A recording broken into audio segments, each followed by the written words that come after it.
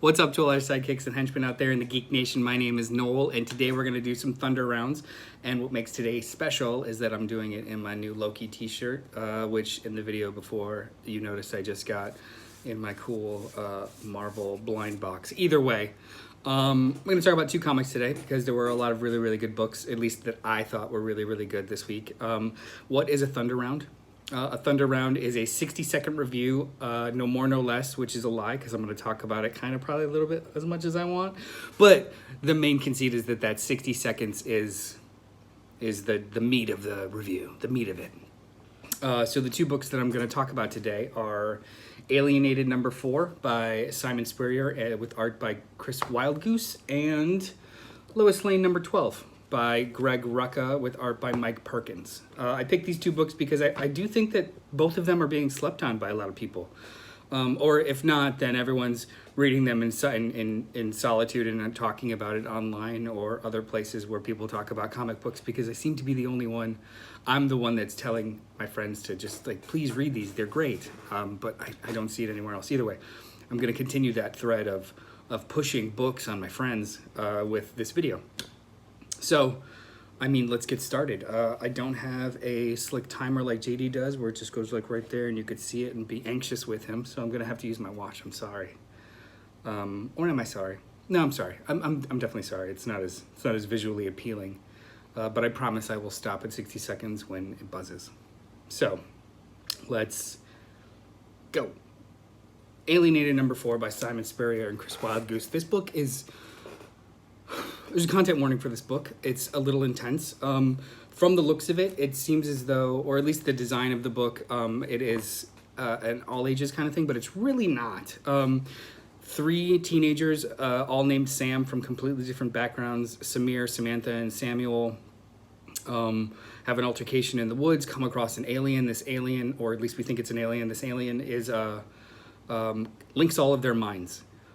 So you have these three teenagers being able to communicate with each other and see each other's minds. Also, too, we find out the alien feeds off of emotions and thoughts and mental clouds, which could lead to terrible things. And what do teenagers have in surplus? Emotions and confusion and baggage. And this thing feeds off of it and just grows stronger and stronger. This book keeps escalating. It keeps escalating. My timer's off. It doesn't matter.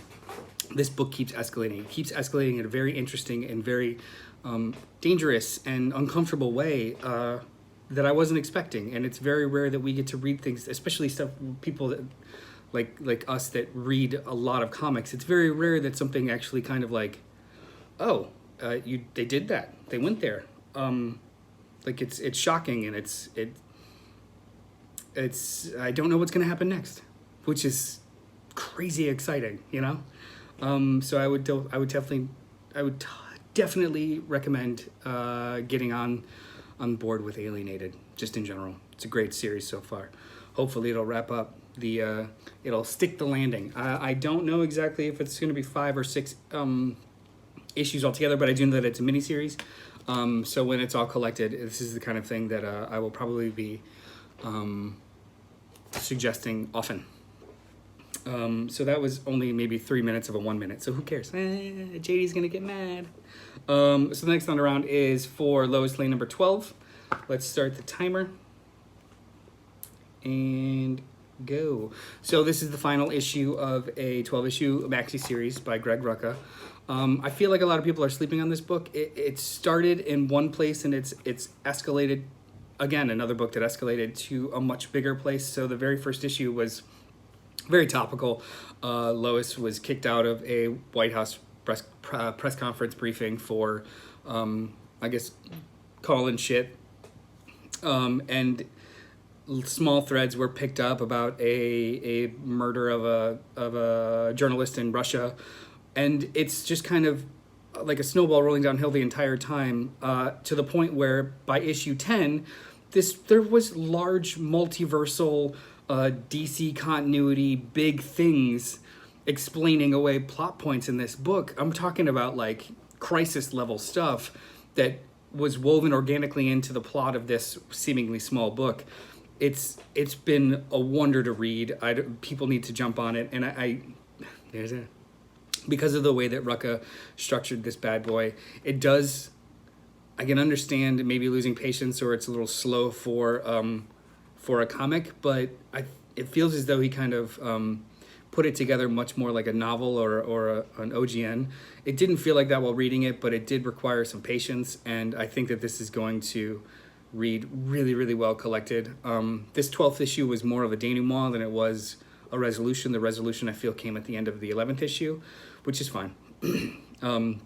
But I think the theme this week of my Thunder Rounds was that I think these are two books that people are sleeping on, that are very, very good, and that both kind of escalated during the course of telling the story, that became one thing and turned into something else, which as a absorber of fiction, that is something that's really, really cool when that happens, and it happens in a surprising way. So I would totally say get on these trains.